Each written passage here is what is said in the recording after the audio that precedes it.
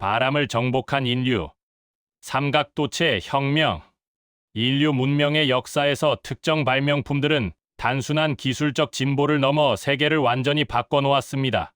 바퀴, 인쇄술, 증기기관, 그리고 오늘 우리가 이야기할 삼각도치 바로 그러한 발명품 중 하나입니다. 작은 천 조각처럼 보이는 이 삼각형 돛은 어떻게 인류의 역사를 바꿨을까요? 그 답은 바로 바람을 다루는 방식의 혁명에 있습니다. 삼각도 이전의 세계, 고대 문명의 사람들에게 바다는 기회이자 동시에 거대한 장벽이었습니다. 기원전 3000년경, 이집트인들과 메소포타미아인들은 이미 항해를 시작했지만 그들이 사용한 것은 사각도치였습니다. 사각도치는 구조가 단순합니다. 직사각형 천을 돛대에 가로로 달아 바람을 받는 방식입니다. 이 돛은 뒤에서 부는 바람, 즉 순풍을 받을 때는 효과적이었습니다. 배는 바람이 미는 대로 앞으로 나아갔죠. 하지만 문제는 바람의 방향이 바뀌었을 때였습니다. 바람이 옆에서 불거나 더 나쁘게는 정면에서 불어올 때 사각도출 단 배들은 사실상 무력했습니다. 선원들은 노를 저어야 했고 그것도 불가능하면 바람이 바뀌기를 기다리는 수밖에 없었습니다. 때로는 며칠, 때로는 몇 주를 같은 장소에 묶여 있어야 했죠. 이러한 한계는 고대 세계의 해상 무역과 탐험에 근본적인 제약을 가했습니다. 로마 제국 시대, 지중해를 가로지르는 항해는 계절에 크게 의존했습니다. 여름철 안정적인 북풍을 이용해 남쪽으로 항해할 수 있었지만 돌아오는 길은 훨씬 더 어려웠습니다. 배들은 해안선을 따라 천천히 이동하거나 유리한 바람을 기다리며 항구에서 대기해야 했습니다. 이는 단순히 불편함의 문제가 아니었습니다. 경제적으로도 막대한 손실이었죠. 무역선들은 왕복 항해에 몇 달씩 걸렸고 그 시간의 상당 부분을 바람을 기다리며 보냈습니다. 탐험은 더욱 위험했습니다. 미지의 바다로 나간 선원들은 돌아오는 길에 바람을 확신할 수 없었기에 많은 경우 연안 항해에 머물러야 했습니다. 삼각도체 탄생. 그렇다면 삼각도체는 언제, 어디서 발명되었을까요? 역사학자들은 이 질문에 대해 여전히 논쟁 중이지만 가장 유력한 이론은 인도양과 홍해 지역을 가리킵니다. 기원 후 2세기경 아랍 선원들은 다우라 불리는 배에 삼각 형태의 돛을 달기 시작했습니다. 이 돛은 라틴어로 라틴 도지라는 뜻의 라틴 세일이라 불렸는데 이는 나중에 지중해 라틴 문화권으로 전파되면서 붙여진 이름입니다. 하지만 그 기원은 분명 중동과 인도양이었습니다. 초기 삼각돛은 아마도 우연한 발견이었을 것입니다. 누군가가 사각돛을 대각선으로 달았거나 찢어진 돛을 임시로 고치는 과정에서 삼각형 형태가 더 효율적이라는 것을 발견했을 수도 있습니다.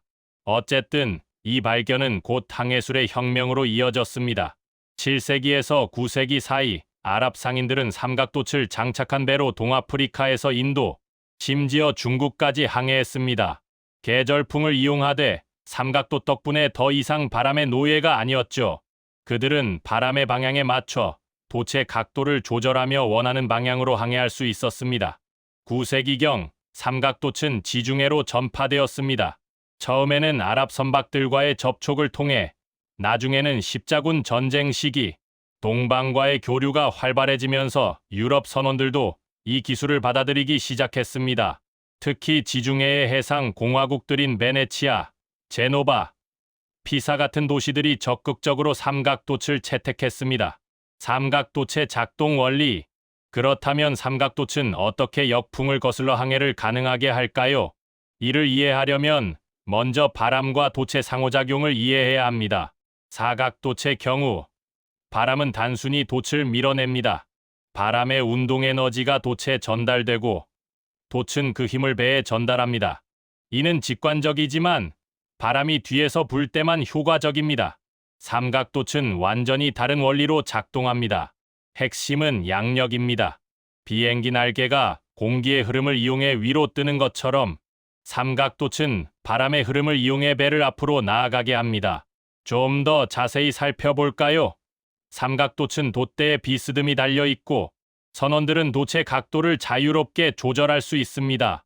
바람이 옆에서 불어올 때 돛을 적절한 각도로 조절하면 돛의 한쪽 면은 볼록하게, 다른 한쪽 면은 오목하게 됩니다.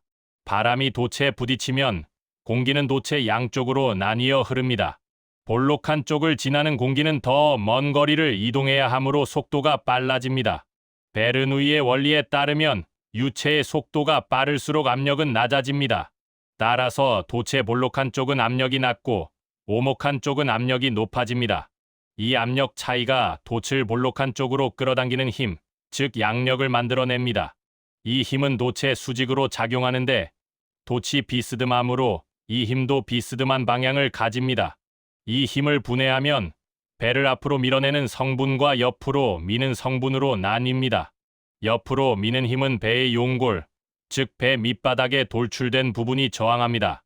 용골은 배가 옆으로 미끄러지는 것을 막아주죠. 결과적으로 배는 앞으로만 나아가게 됩니다. 가장 놀라운 점은 이 원리가 역풍, 즉 정면에서 약간 옆으로 치우쳐 부는 바람에서도 작동한다는 것입니다. 물론 정확히 정면에서 부는 바람은 불가능합니다. 하지만 정면에서 약 45도 각도로 부는 바람이라면 삼각돛은 그 바람을 이용해 배를 앞으로 나아가게 할 수 있습니다. 이를 위해 선원들은 태킹이라는 기술을 사용합니다. 배를 지그재그로 항해시키는 것이죠. 바람이 정면에서 약간 왼쪽에서 분다면 배를 오른쪽으로 45도 각도로 향하게 합니다. 얼마간 항해한 후 배의 방향을 왼쪽으로 90도 돌려 이번에는 왼쪽으로 45도 각도로 항해합니다. 이를 반복하면 결국 바람이 불어오는 방향으로도 전진할 수 있습니다. 이는 마치 산을 오를 때 지그재그로 오르는 것과 비슷합니다. 직선으로는 불가능하지만 비스듬히 올라가며 방향을 바꾸면 결국 정상에 도달할 수 있는 것처럼요. 삼각돛이 바꾼 세계. 삼각돛의 발명은 인류 역사에 어떤 영향을 미쳤을까요? 그 파급 효과는 상상을 초월합니다. 첫째, 해상 무역이 혁명적으로 변화했습니다. 더 이상 계절풍에만 의존할 필요가 없어지면서 무역선들은 1년 내내 항해할 수 있게 되었습니다. 항해 시간이 크게 단축되었고 이는 곧 무역량의 폭발적 증가로 이어졌습니다. 13세기에서 15세기 사이 베네치아와 제노바 같은 지중해 해상 공화국들은 삼각돛을 장착한 갤리선으로 동방 무역을 독점하며 엄청난 부를 축적했습니다. 향료, 비단, 도자기가 유럽으로 쏟아져 들어왔고 이는 유럽 경제를 변화시켰습니다. 둘째, 대항해 시대의 막이 올랐습니다. 15세기 후반 포르투갈과 스페인 선원들은 삼각돛과 사각돛을 결합한 새로운 형태의 선박을 개발했습니다. 카라벨과 캐럭이 바로 그것입니다.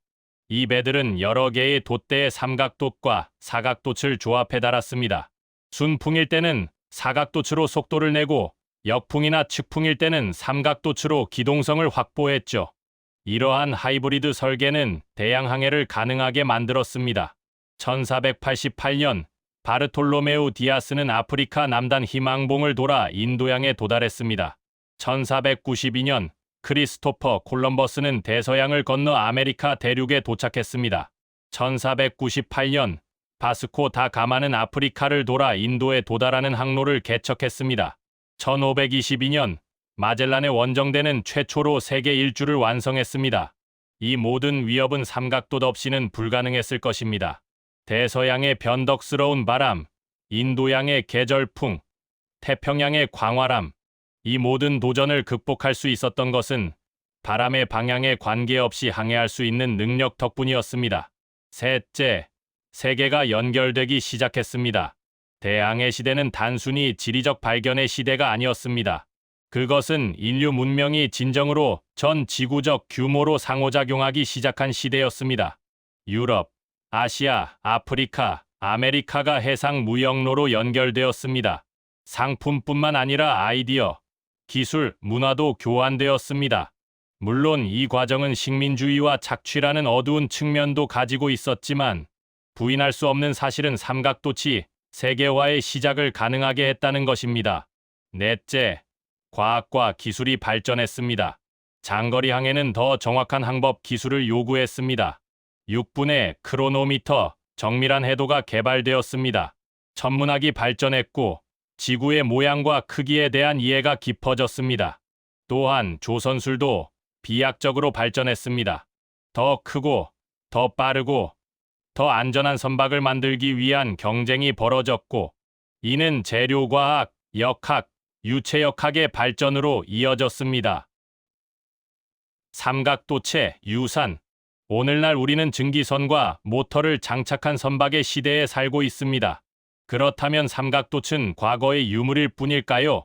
전혀 그렇지 않습니다. 삼각도체 원리는 현대 범선에서 여전히 살아 있습니다. 요트와 경주용 범선들은 삼각도체 진화된 형태인 버뮤다 세일을 사용합니다. 이 돛은 더욱 효율적인 형태로 개량되었지만 그 기본 원리는 수백 년 전 아랍 선원들이 사용했던 삼각돛과 동일합니다.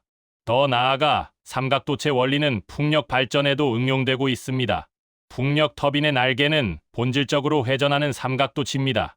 바람의 흐름을 이용해 양력을 만들어내고 이를 회전 에너지로 변환하는 원리는 삼각돛에서 직접 이어진 것입니다. 최근에는 환경 문제에 대한 관심이 높아지면서 대형 화물선에 보조 추진 장치로 돛을 다시 장착하려는 시도도 이루어지고 있습니다. 현대적인 재료와 자동화 기술을 이용한 이 새로운 돛들은 연료 소비를 10에서 20% 줄일 수 있다고 합니다. 이는 어떤 의미에서 삼각도체 부활이라고 할 수 있습니다. 하지만 삼각도체 진정한 유산은 물리적인 것을 넘어섭니다. 그것은 인간의 창의성과 적응력을 보여주는 증거입니다. 자연의 힘인 바람에 굴복하는 대신 인류는 그 힘을 이해하고 활용하는 방법을 찾아냈습니다. 역풍조차도 극복할 수 있다는 것을 증명했죠. 삼각도체 발명은 우리에게 중요한 교훈을 줍니다. 때로는 작은 변화가 세상을 바꿀 수 있다는 것, 그리고 자연의 법칙을 이해하고 활용하는 것이 단순히 힘으로 맞서는 것보다 훨씬 효과적이라는 것입니다. 오늘날 우리가 글로벌 경제, 국제 여행, 세계화된 문화를 당연하게 여기는 것은 모두 수세기 전 누군가가 돛을 삼각형으로 만들어 보겠다는 단순한 아이디어에서 시작되었습니다. 바람을 정복한 그 작은 천 조각은 인류에게 새로운 지평을 열어주었습니다. 그것은 단순히 더 빠른 항해가 아니라 인간이 자연과 함께 일하는 방법을 배웠다는 증거였습니다. 다음에 바다를 바라볼 때, 혹은 요트의 돛이 바람에 부풀어 오르는 것을 볼 때, 잠시 멈춰서 생각해 보십시오. 그 단순해 보이는 삼각형 안에 얼마나 많은 역사가, 얼마나 많은 인류의 지혜가 담겨 있는지를. 삼각돛, 그것은 바람을 정복한 인류의 이야기입니다.